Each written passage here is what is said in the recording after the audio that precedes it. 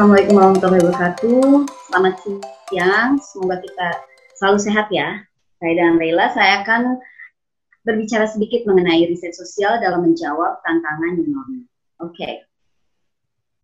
Selain itu, saya pun akan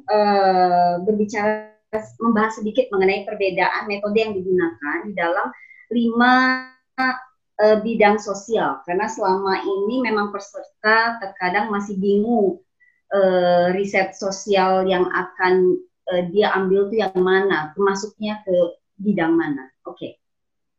Yang pertama kita mulai dengan definisi new normal.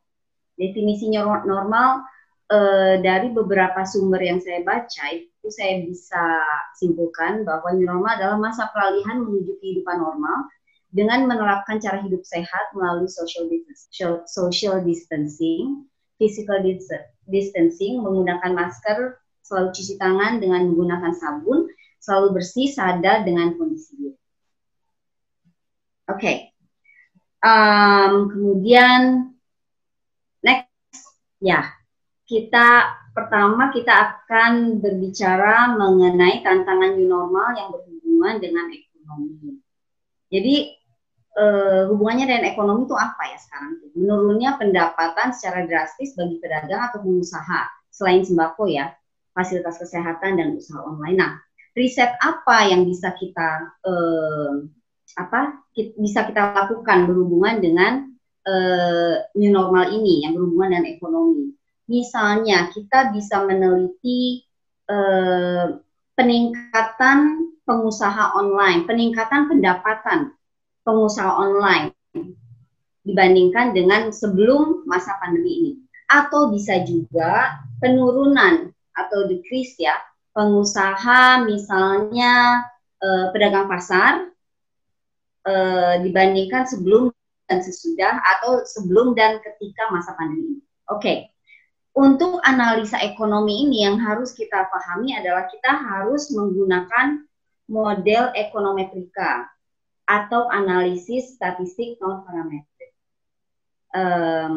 Saya menerangkan lebih jelasnya di YouTube yang memang sudah di-upload oleh pihak CYS. Oke. Next kita ke tantangan new normal yang berhubungan dengan geografi.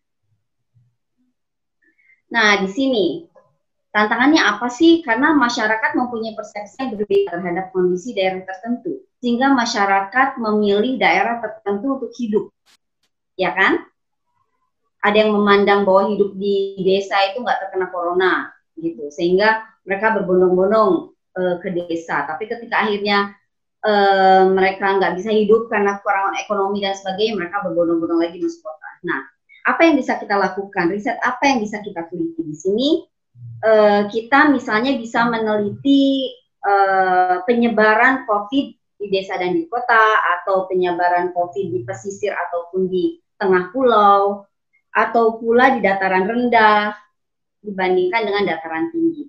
Yang pasti adalah geografi ini berhubungan dengan pemetaan, kemudian ada studi lapangan, penggunaan sarana ilmiah seperti penginderaan jauh. Oke, jadi itu adalah metode yang digunakan. Next, kita ke tantangan new normal yang berhubungan dengan psikologi. Dampak psikologi yang terjadi akibat perubahan pola hidup dalam belajar, bekerja, berteman, dan berkomunikasi. Nah, ini adalah dampak yang terjadi sekarang ini ya. Nah, riset apa sih yang bisa kita lakukan berhubungan dengan psikologi? Kita bisa menganalisa perubahan pola belajar seseorang.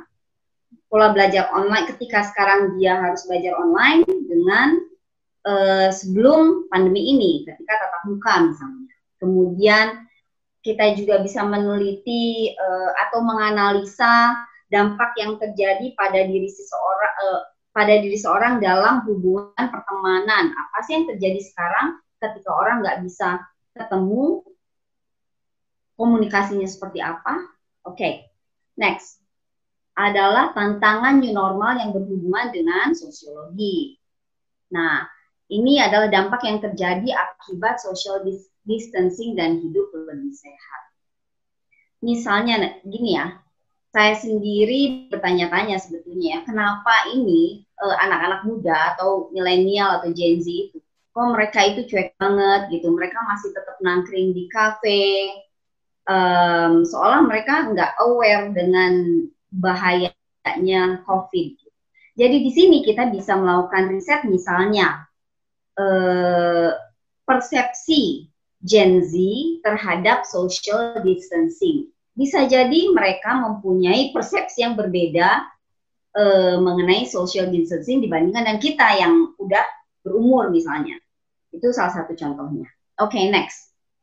Next adalah tantangan new normal yang berhubungan dengan sejarah. Nah, ini sejarahnya apa sih? COVID-19 ini kan merupakan virus baru ya, yang memang belum ditemukan vaksinnya. Ini aja udah merupakan sejarah gitu. Nah, jadi apa sih yang riset apa yang bisa kita lakukan? Bisa jadi kita membandingkan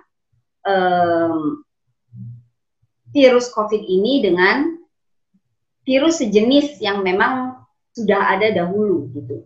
Jadi misalnya bagaimana menanggulangi pandemi virus COVID dilihat dari pandemi virus sejenisnya gitu. Yang perlu adik-adik perhatikan adalah, ini seringkali saya lihat di penelitian sejarah ya, bahwa terkadang dalam penelitian sejarah itu adik-adik itu hanya memaparkan saja. Yang pasti di setiap penelitian itu harus ada rumusan masalahnya dulu. Meskipun kita mengurai mengenai sejarah, tetapi harus ada rumusan permasalahan apa sih yang kita cari. Sehingga kita ketika kita menelusuri ke belakang, kita tuh paham apa yang kita cari dan kita bisa menjawab pertanyaan itu.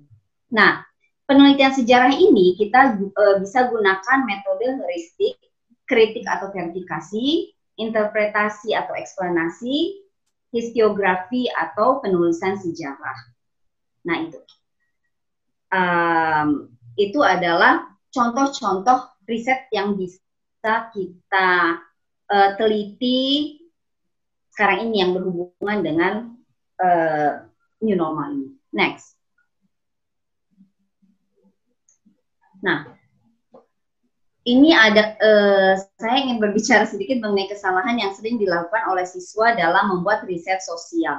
Meskipun riset sosial, tetapi ternyata setelah saya mendengar penjelasan dari Pak Tri Edi tadi, kesalahannya similar antara riset sosial dengan riset sains gitu. Jadi yang pertama adalah tidak aware dengan fenomena yang terjadi. Fenomenanya apa sih sekarang ini? Itu kenapa sebelumnya saya tadi berbicara mengenai riset sosial berhubungan dengan new normal, karena memang fenomena itu yang sedang terjadi sekarang. Jadi kita selalu melakukan riset ya yang kurang lebih sesuai dengan kondisi kita sekarang. Oke, next adalah tidak mengacu pada suatu masalah. Ini dia yang saya bicarakan tadi juga ya, bahwa adik-adik itu ketika meneliti sesuatu itu harus ada masalah dulu, apa sih yang ingin diteliti, kenapa itu diteliti, kenapa itu baik untuk diteliti, seperti yang dibicarakan oleh Ibu Monica. Tanpa rumusan masalah, kita nggak tahu apa yang akan kita teliti, dan kita nggak tahu harus menjawab apa. Oke, next. Yang ketiga adalah ketika kita punya rumusan masalah, kita lupa untuk menuliskan rumusan masalah tersebut. Kita lupa untuk menuliskan research question-nya, sehingga juri tidak tahu apa yang dia lakukan, apa yang ingin dia jawab. Oke, next. Next adalah tidak memahami metodologi. Tadi juga diungkapkan Pak Tri ya. Tidak memahami metodologi sehingga tidak dapat menggunakan metode yang tepat. Di dalam riset sosial ini memang tidak ada produknya, nggak seperti mungkin riset sains ya. Riset sosial nggak ada produknya. Sejarah, sosiologi atau apa berupa tulisan, tidak ada barangnya. Sehingga apa yang terjadi, kita betul-betul metodologi itu betul-betul disorot. Harus metodologi apa yang harus kita pilih? Apakah itu kualitatif, kuantitatif, deskriptif, dan lain-lain. Next.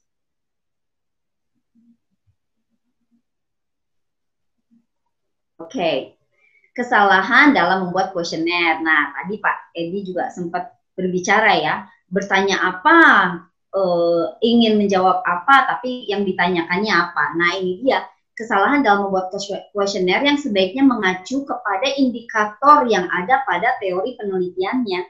Kita itu kan di awal itu, kita kan tentukan nih, kita pengen, misalnya kita pengen meneliti tentang A. Kita cari tahu, kita cari teori mengenai A itu. Dari teori itu kita dapat menyimpulkan atau bahkan bisa terlihat indikatornya apa. Nah, membuat kuesioner itu harus mengacu pada indikator-indikator tersebut agar pertanyaan kita terjawab. Nah, itu apabila tidak mendapatkan indikatornya, kuesionernya sebaiknya melalui pilot project dulu. Pilot project itu lumayan lama karena harus diuji coba sehingga sampai kuesioner tersebut bisa menjawab research question kita gitu. Yang gampang itu adalah kita adaptasi kuesioner. Jadi kita misalnya cari teori mengenai persepsi. Ada kuesioner-kuesioner mengenai persepsi yang kemudian bisa kita adaptasi dengan hal yang memang ingin kita tahu gitu. Next. Kayaknya sekian ya. Oke. One more. Oke. Kesimpulan, nah ini dia. Karena kuesionernya tadi kemana-mana, tidak menjawab research question, sehingga kesimpulan tidak menjawab rumusan penelitian. Nah, itu adalah kesalahan yang terjadi, yang sering dilakukan oleh siswa dalam membuat research. Sekian, terima kasih. Wassalamualaikum warahmatullahi wabarakatuh.